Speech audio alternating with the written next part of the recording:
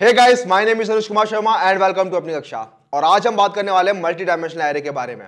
इससे पहले हमने जो एरे देखे थे वो सारे के सारे आपके वन डायमेंशनल एरे थे। ठीक है, वन डायमेंशनल एरे मतलब आपके जितने भी एलिमेंट्स थे वो सारे के सारे एक लाइन से स्टोर थे। ठीक है, सपोज आपको कार्स स्टोर करनी है कि कितनी कार्स हैं, तो आप एक लाइन से सारी सारी कार्स स्टोर करे जा रहे हो। ठीक है, आपको स्टोर करना है एक क्लास के अंदर स्टूडेंट्स के नंबर कितने आए हैं किसी सब्जेक्ट के अंदर, तो आप उनको एक लाइन से स्टोर करे जा रहे हो। बट कई बार ऐसा होता है कि आपको अलग अलग लाइन में स्टोर करना पड़ता है। मतलब सपोज आपको स्टोर करना है कि एक क्लास के अंदर बच्चों के मैथ में कितने नंबर हैं, उसके बाद फिजिक्स में कितने नंबर हैं, फिर इंग्लिश में कितने नंबर हैं। ठीक है, तो आप सबको एक ही रो में स्टोर नहीं कर सकते। ठीक है, आपको अलग अलग रो चाहिए। आपने एमएस एक्सेल देखा होगा, एमएस एक्सेल उसके अंदर आपकी रोज और कॉलम होती है। ठीक है, वही रोज और कॉलम जो होती है वो आपकी एक तरीके से टू डायमेंशनल एरे होते हैं। ठीक है, आपके वन डायमेंशनल एरे को मिला के काफी सारे वन डायमेंशनल एरे को अगर आप मिला देते हो, ज्वाइन कर देते हो, आपका टू डायमेंशनल एरे बनता है।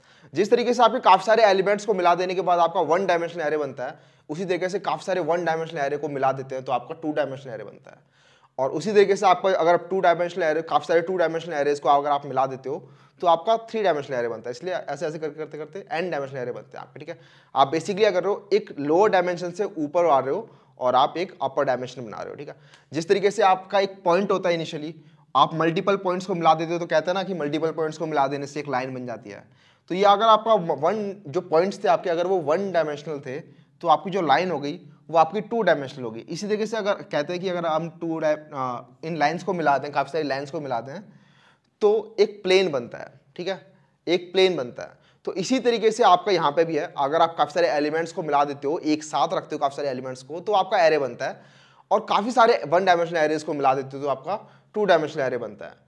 तो अगर अब मैं बोलूँ आपको कि क्लास के अंदर जो बच्चे हैं उनके जो अलग अलग सब्जेक्ट्स के अलग अलग मार्क्स हैं उनको स्टोर करो, तो उनको स्टोर करने के लिए अब आपको अलग अलग एरे नहीं बनाने।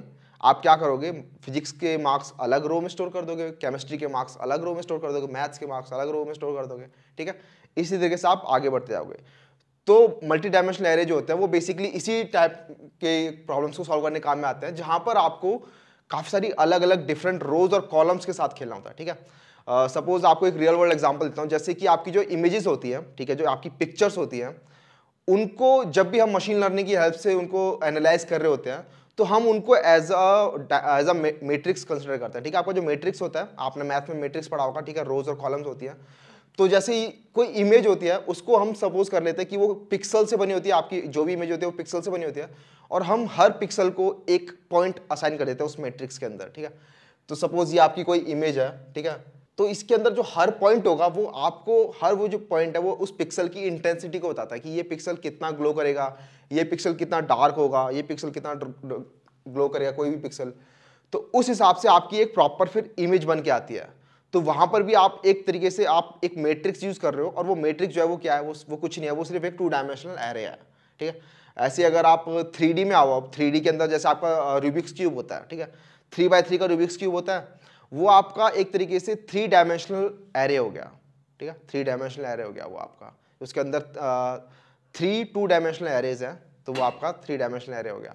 इसी तरीके से आपके आपके फोर डायमेंशनल एरे भी आप बना सकते हो। तो जैसी जैसी आपकी प्रॉब्लम्स की रिक्वायरमेंट्स होती है उस हिसाब से आप उतने ज़्यादा डायमेंशनल के एरे आप बना सकते हो। तो यहाँ आप, आई होप आपको समझ में आ गया होगा कि मल्टी डायमेंशनल एरे क्यों यूज़ करते हैं हम। ठीक है, उनकी ज़रूरत क्यों पड़ती है बेसिकली।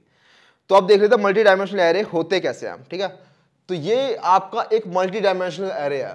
इसके अंदर अगर हम देखेंगे तो ये जो मल्टी डायमेंशनल एरे है ये आपका 2D एरे है। ठीक है, और ये 2D एरे जो है ये आपका तीन 1D एरेज से बना है। इसके अंदर 1D एरे कौन कौन से हैं, तो ये आपका एक 1D एरे था, वन डायमेंशनल एरे, ये आपका वन डायमेंशनल एरे था, और एक ये वन डायमेंशनल एरे था। ठीक है, इसके अंदर आपके तीन वन डायमेंशनल एरे हैं। ठीक है, और इन तीनों को जब मैंने क्लब कर दिया, इन तीनों को जब मैंने मिला दिया, तो आपका एक टू डायमेंशनल एरे बन रहा है। ठीक है, और इसके अंदर कन्वेंशन होती है, ये आपकी रोज होती है। ठीक है, ये सारी आपकी रोज है। बेसिकली जो हॉरिजॉन्टल है वो आपकी रोज होती है, और जो वर्टिकल है वो आपके कॉलम्स होते हैं। और इसके अंदर भी जैसे इंडेक्सिंग 0 से स्टार्ट होती है आपकी नॉर्मल एरेज के अंदर, यहां भी 0 से स्टार्ट होती है। तो ये कॉलम 0, ये कॉलम 1, ये कॉलम 2। तो जो आपके 2D एरेज होते हैं वो भी आपके नॉर्मल एरेज की तरह ही उनका इनिशियलाइजेशन होता है, उनका डिक्लेरेशन भी नॉर्मल, आपके नॉर्मल जो अभी तक हमने वन डायमेंशनल एरे कहते हैं उनके जैसे ही होता है, सिमिलर होता है काफ़ी। तो हम देख लेते हैं कोड के अंदर कि एक्चुअली ये होते कैसे हैं। तो इक्लिप्स में आता हूँ मैं, और एरेज के अंदर एक डिफाइन कर देते हैं मल्टी डायमेंशनल एरे करके, तो new class, let's call it 2D array.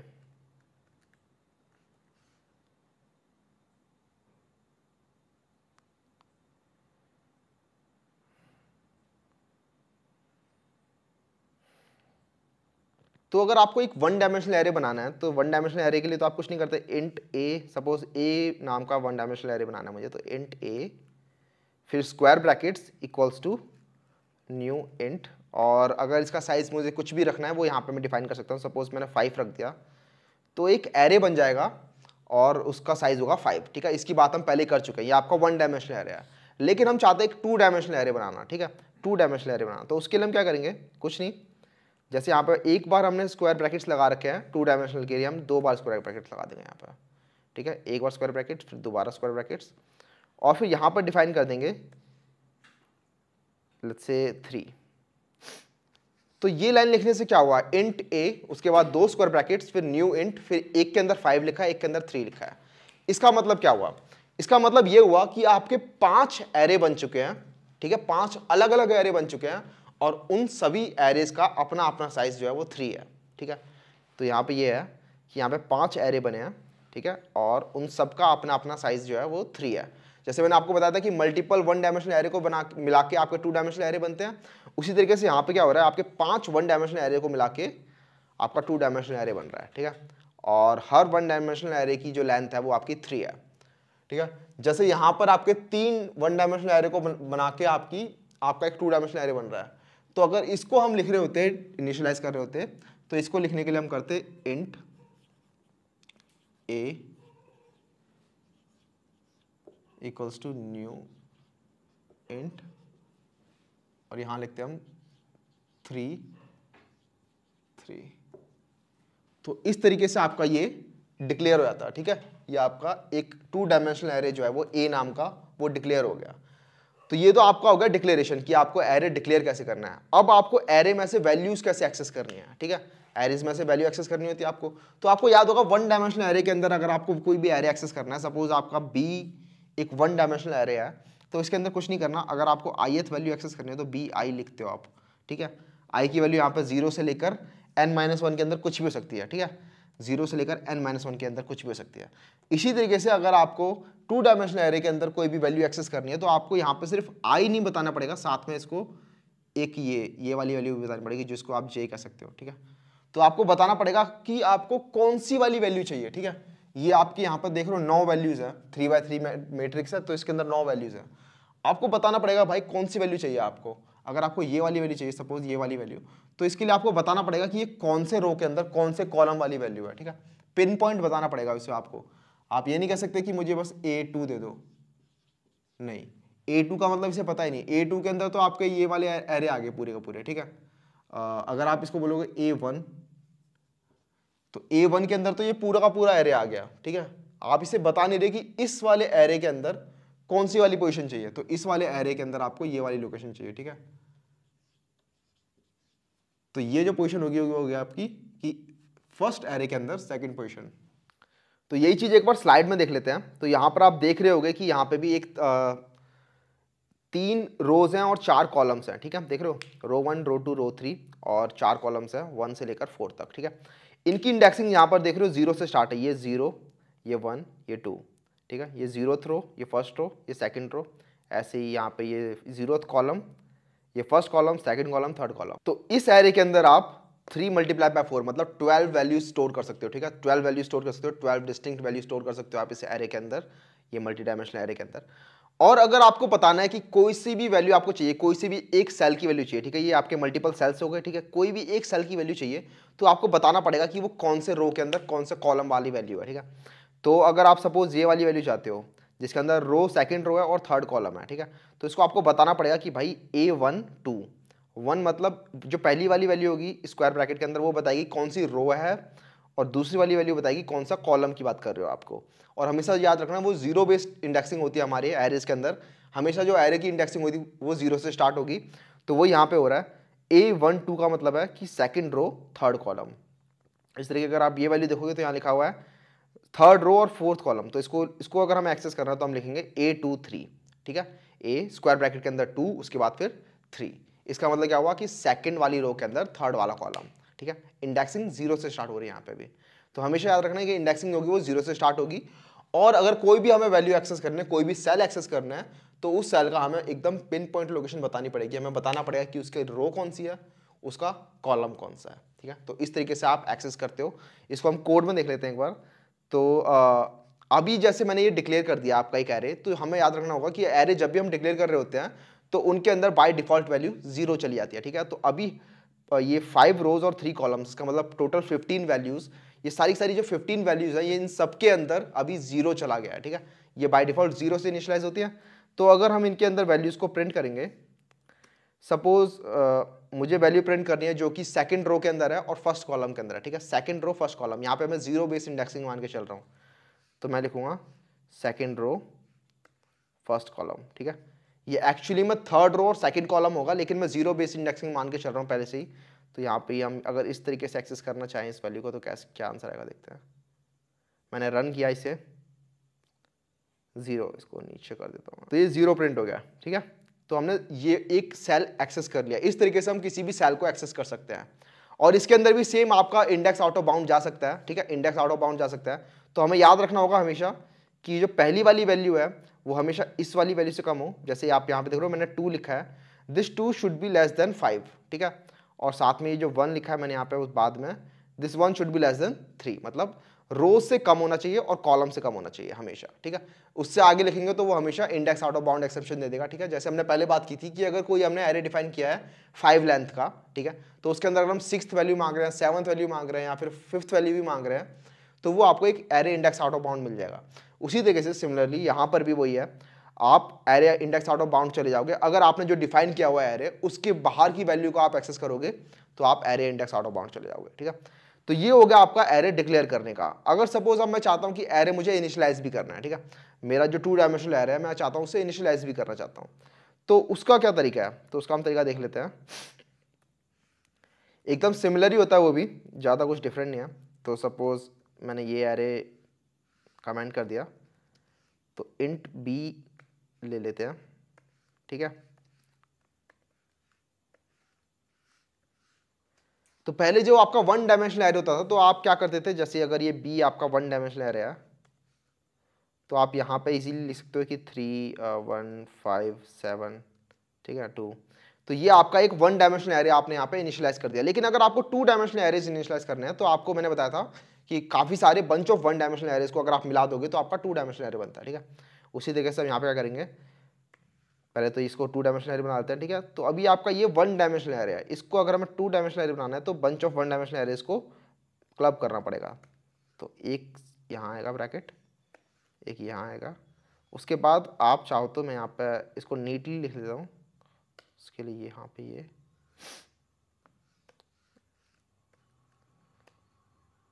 तो अब यहाँ पे एक दूसरा एरे डिफाइन कर देते हैं 4 1 7, फिर एक और एरे डिफाइन कर सकते हैं इसी तरीके से हम, इसके अंदर 1 2 3 5 6 8, ठीक है। तो यहाँ पे देख रहे हो, यहाँ पे मैंने 3 एरेज लिए, ठीक है, 3 एरेज लिए और किसी की लेंथ कुछ है, किसी की लेंथ कुछ है। यहाँ पे डिफाइन करने की जरूरत नहीं है, सबकी जरूरत नहीं है कि सभी एरे की जो है लेंथ सेम हो, ठीक है।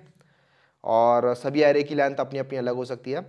और यहाँ पे मैंने क्या किया, काफ़ी सारे 1 डायमेंशनल एरेज को एक साथ लिख दिया और उनको मैंने कॉमा से सेपरेट कर दिया। देख रहे हो यहाँ पे ये वाला कॉमा इंपॉर्टेंट है, ये वाला कॉमा, ठीक है, ये वाला कॉमा जो बाकी सारी एरेज को सेपरेट कर रहा है, ठीक है। तो ये आपका एक 2 डायमेंशनल एरे हो गया जो हमने इनिशियलाइज कर दिया है। सिमिलर टू 1 डायमेंशनल एरे का इनिशियलाइजेशन जैसा था ये भी, ठीक है। इसके अंदर आपने काफ़ी सारे 1 डायमेंशनल एरे को क्लब कर दिया।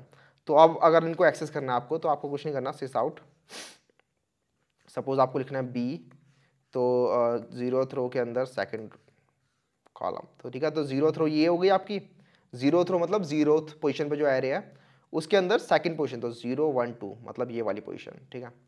तो ये पोजीशन आपको यहाँ पे मिल जाएगी। इसको रन करते हैं तो यहाँ पे देख रहे हो 5 प्रिंट हो रहा है। फर्स्ट के अंदर 2 प्रिंट करते हैं तो वो आपका ये प्रिंट हो रहा है, ठीक है। मतलब फर्स्ट रो मतलब ये वाली रो, उसके अंदर ये वाला कॉलम। अब यहाँ पे अगर मैं फर्स्ट के अंदर थर्ड प्रिंट करूँगा तो थर्ड तो यहाँ पे है ही नहीं, इसे रन करेंगे तो यहाँ पे देख रहे हो, इंडेक्स आउट ऑफ बाउंड। तो ये वही बोल रहा है कि ये जो एरे आप एक्सेस कर रहे हो, इस एरे की लेंथ तो 3 है, और लेंथ 3 है, लेकिन आप थर्ड पोजीशन मांग रहे हो, तो वो तो आपकी डिफाइंड ही नहीं है, तो वो आपका index out of bound exception आ गया। ठीक है, तो इस तरीके से आपके जो एरेज होता है 2 डायमेंशनल एरे, वो आपके इनिशियलाइज होते हैं।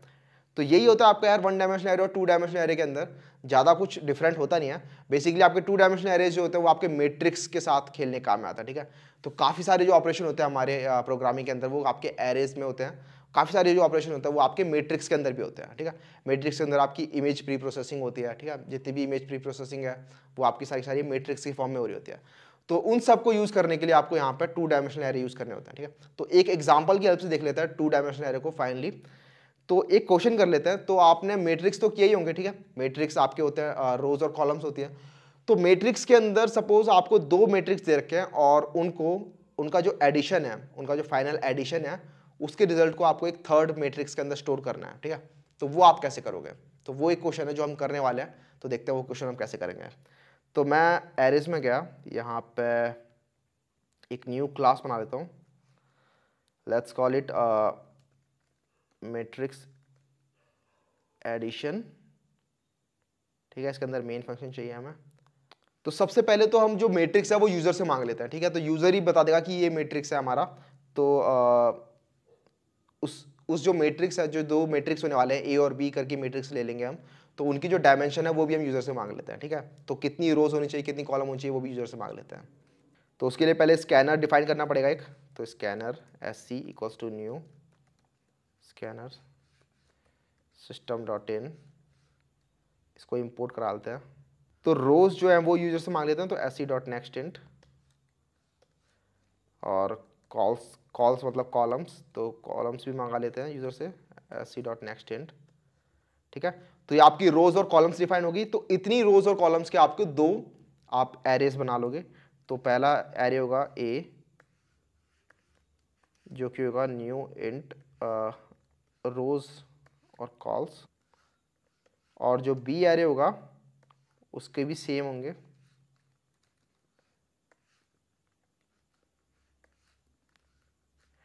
तो ए और बी जो एरेज है उनको अगर आपको ऐड करना है तो उनकी डायमेंशन सेम होनी चाहिए। ठीक है, ये आपको पता होगा कि अगर डायमेंशन अलग अलग होंगी तो हम इनको एडिशन या सब्सट्रैक्शन नहीं कर सकते 2 एरेज का, 2 मैट्रिक्सेस का। ठीक है, तो यहाँ पे वो रोज और कॉलम सेम है।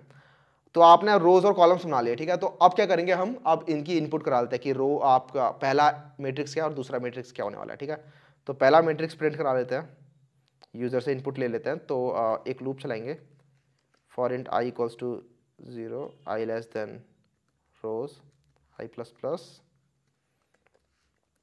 With for int j equals to 0, j less than cols j plus plus. तो a i j equals to s C dot next int.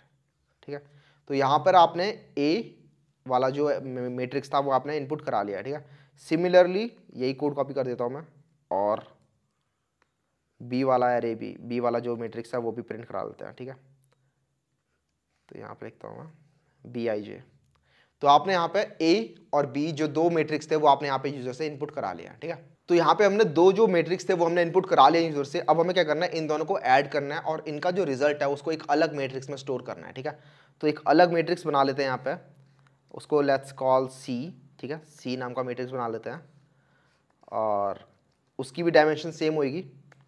तो रोज कॉल्स।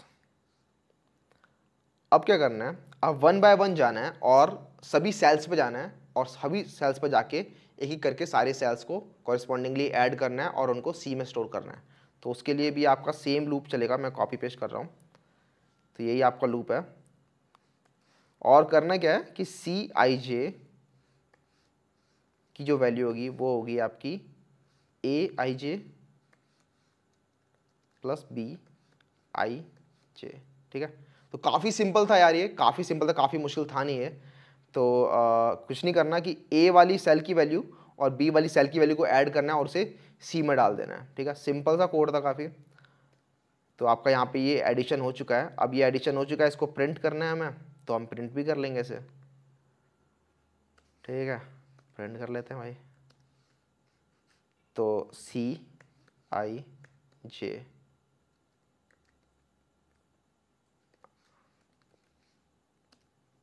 तो यहाँ पे आपका ये सी प्रिंट हो जाएगा। इसको रन करते हैं, और रन करने से पहले क्या कर रहा हूँ मैं, यहाँ पे डिफाइन कर देता हूँ मैं कुछ, कि पता चलना चाहिए ना कहाँ पे कोड आपका स्टार्ट हो रहा है कहाँ ख़त्म हो रहा है। तो कुछ प्रिंट वैल्यूज़ डाल रहा हूँ मैं यहाँ पे। सो सिस आउट एंटर डायमेंशंस, वरना कई बार पता नहीं चलता कि आपका कोड किस जगह पर है, किस जगह पे इनपुट मांग रहा है, ठीक है। तो कुछ इनपुट वैल्यू डाल देनी चाहिए। यहाँ पे मांग रहे हैं एंटर एरे ए,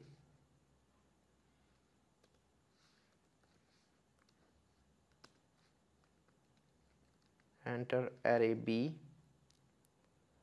और फिर यहाँ पे